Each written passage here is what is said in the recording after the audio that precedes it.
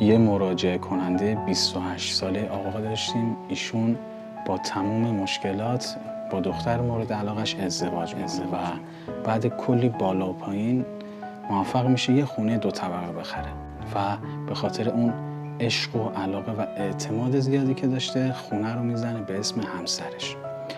یک مدت که میگذره کم کم اخلاق و رفتار این خانم تو خونه 180 درجه تغییر میکنه و جوری بوده که همش دنبال بهونه‌گیری و دعوا بوده، تا اینکه یه روز این آقا از سر کار که برمیگرده خونه میبینه که قفل خونه عوض شده و تازه اونجا متوجه میشه که خانومش 2 ماه درخواست طلاق داده.